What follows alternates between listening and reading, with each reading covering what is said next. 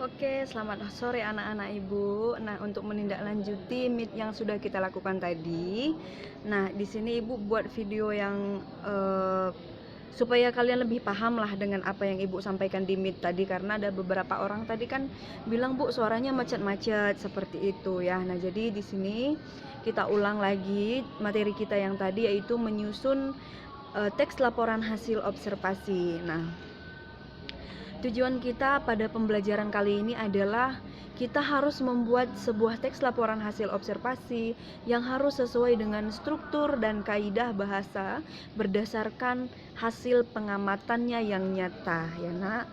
Nah, jadi membuat sebuah teks laporan hasil observasi itu syarat yang utama adalah harus sesuai dengan strukturnya, harus sesuai dengan kaidahnya, lalu harus memang benar-benar hasil dari sebuah pengamatan. Oke, nah sebelum membuat sebuah teks laporan hasil observasi, ibu hanya mengingatkan bahwasanya tentang 3 dari struktur teks laporan hasil observasi tersebut. Yang pertama adalah pernyataan umum. Nah, kalian harusnya masih ingat ya, karena belum ada 1 minggu pun ya. Pernyataan umum ya, dalam penjelasan pernyataan umum ini berisi pembuka ataupun pengantar hal yang akan kalian sampaikan. Nah, pada pernyataan umum ini yang akan dibahas adalah penjelasan secara umum dari objek yang kalian amati. Mungkin definisi-definisinya, lalu pengertian secara umumnya, lalu klasifikasi secara umumnya, seperti itu ya. Lalu kita masuk ke dalam deskripsi bagian. Nah, di dalam deskripsi bagian ini sudah ada kata-kata mendeskripsikan. Berarti pada bagian yang kedua ini kalian harus benar-benar menjelaskan ataupun mendeskripsikan objek yang kalian amati itu. Nah, pada deskripsi bagian ini kalian akan menjelaskan secara detail mengenai objek ataupun bagian-bagian yang kalian amati. Ya, mulai dari ciri-cirinya, mungkin bagian-bagiannya atau sifat-sifatnya, seperti itu ya. Lalu yang terakhir adalah deskripsi manfaat. Nah, pada yang ketiga ini dia berisi mengenai penjelasan manfaat dari objek yang kalian amati, karena setiap objek yang kita amati itu pasti mempunyai manfaat ya. Nah, jadi dalam deskripsi manfaat ini yang harus kalian jelaskan adalah manfaat dari objek yang kalian amati tersebut ataupun fungsinya. Nah, di sini ada 5 langkah dalam membuat sebuah teks laporan hasil observasi. Yang pertama adalah kalian harus menentukan dulu objeknya. Ya, hal yang pertama harus kalian lakukan adalah memikirkan objek apa yang akan kalian amati, ya. Nah, setelah kalian mendapatkan ide, oh aku mau observasi ini sajalah. Nah, seperti itu. Nah, setelah kalian mendapatkan satu objek, maka kalian sudah bisa pergi ke tingkat selanjutnya ya.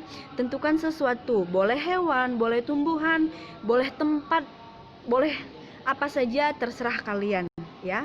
Nah, tapi ibu minta jangan ambil yang jauh-jauh ya. Permintaan ibu, carilah objek yang ada di sekitar rumah kalian, karena masa Covid seperti ini sangat-sangat tidak disarankan untuk pergi jauh-jauh. Jangan nanti sampai ada alasan kepada orang tua, aku disuruh guru bahasa Indonesia bu, mengobservasi kebun binatang, lalu pergi ke kebun binatang. Nah, kalau bisa pun jangan seperti itu ya nak. Memang bagus, tetapi pada masa seperti ini sangat tidak disarankan ya. Ambillah objek yang ada di sekitar rumah kalian saja ya. Lalu yang kedua adalah membuat jadwal ya. Agar kalian bisa benar-benar fokus dalam mengamati observasi tersebut, kalian harus membuat jadwalnya ya. Membuat jadwal ini maksudnya agar tidak terganggu dengan jadwal-jadwal kalian yang lain. Mungkin pada pagi hari dari jam sekian sampai jam sekian kalian membantu orang tua, dari jam sekian sampai jam sekian kalian daring, seperti itu. Nah, jadi carilah benar-benar jadwal yang tidak bentrok ya, tidak mengganggu dengan kegiatan kalian yang lain ya. Lalu selanjutnya adalah melakukan observasi. Nah, setelah mendapatkan jadwalnya, kalian harus melakukan observasi tersebut ya. Lakukan observasi dengan cermat dan seksama ya. Kalian boleh memberikanlah waktu beberapa menit untuk mengobservasi yang menjadi objek kalian tadi. ya. Nah, lalu selanjutnya adalah mencatat data hasil observasi. Nah, ketika kalian mengobservasi tadi, jangan lupakan mencatat informasi ataupun data-data yang penting dari hasil observasi tadi. Dan tidak ada salahnya juga ketika kalian mengamati si objek tadi, sekalian juga di videoin juga nggak apa-apa. Itu akan menjadi bantuan untuk kalian, ya. Lakukan observasi dengan cermat dan seksama tadi. Nah, selanjutnya adalah mencatat informasi yang kalian dapatkan ketika mengobservasi, ya. Jangan lupakan foto ataupun video, ya. Itu akan membantu kalian. Lalu selanjutnya adalah membuat ataupun menyusun teks laporan hasil observasinya. Nah, setelah kalian mendapatkan data, maka kalian sudah lebih mudah untuk menyusunnya, ya. Tapi jangan lupa kerangkanya itu berdasarkan 3 struktur yang dari struktur teks laporan hasil observasi, ya. Pernyataan umum, lalu deskripsi bagian, lalu deskripsi manfaat. Nah, di sini ada contohnya, ada contoh yaitu The Topeng Museum Angkut. Nah, ini dia adalah observasi suatu tempat. Ini tempat, ya, museum, ya. Nah, di sini sudah dijelaskan, ya.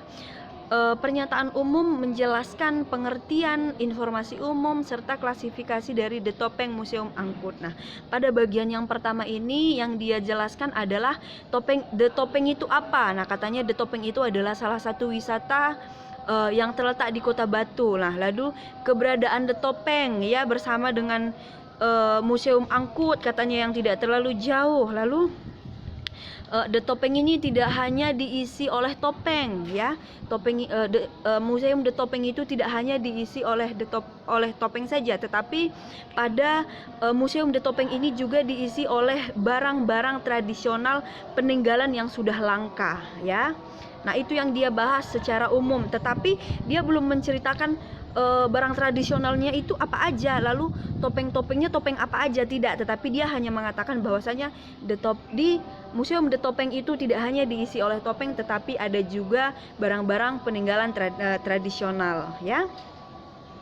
Lalu masuk ke yang kedua adalah deskripsi bagian. Nah, barulah di tempat ini atau barulah di struktur ini dijelaskan dia setelah tadi dikatakan The Topeng, ya, di sini dijelaskan topeng apa saja yang ada di museum tersebut, ya. Katanya ada beragam jenis topeng di museum ini. Topeng-topeng tersebut dapat dikelompokkan menjadi 2 bagian berdasarkan bahan dasarnya. Nah, di sini dia sudah ceritakan topeng ada dibagi menjadi 2 berdasarkan bahan pembuatannya, katanya, yaitu berbahan dasar kayu dan juga batu. Nanti dijelaskan lagi lebih detail berbahan dasar kayu itu bagaimana, lalu berasal dari mana, lalu topeng yang terbuat dari batu itu asalnya dari mana, lalu bagaimana lagi dia bentuknya, seperti itu. Nah, di sini akan dijelaskan lebih rinci.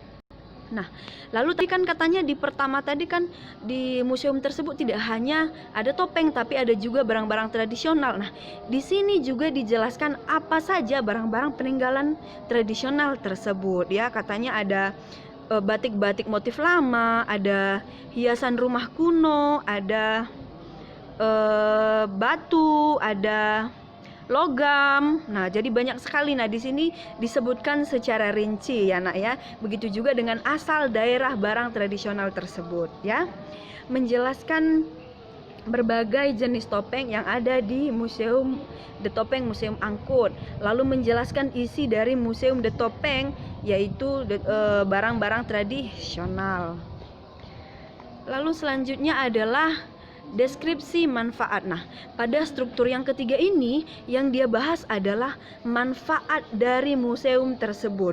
Ya, yang pertama manfaatnya katanya adalah sebagai media pelestarian budaya, ya.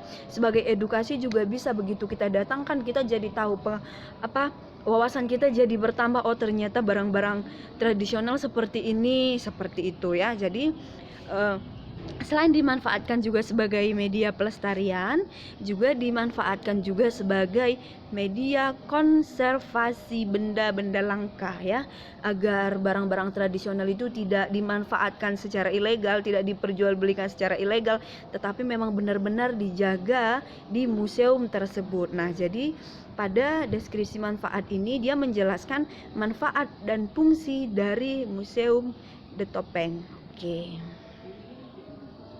Nah, ini masih sama ya, Nak. Oke. Lalu ini ada tabel secara keseluruhan ya. Struktur yang pertama adalah pernyataan umum yang isinya adalah pengertian dan pengelompokan isi The Topeng Museum Angkut. Lalu deskripsi bagian isinya di sini adalah rincian-rincian ataupun bagian-bagian secara detail benda-benda apa saja yang ada di museum tersebut. Lalu yang ketiga adalah manfaatnya ya. Yang ketiga ini adalah deskripsi manfaatnya, maka pada bagian ini yang dia jelaskan adalah manfaat ataupun fungsi dari museum tersebut. Oke, nah semoga pelajaran ini bisa kalian terima dengan baik ya, Nak. Jadi tidak ada salahnya untuk berulang-ulang dilihat agar materi ini bisa cepat kalian terima. Selamat sore.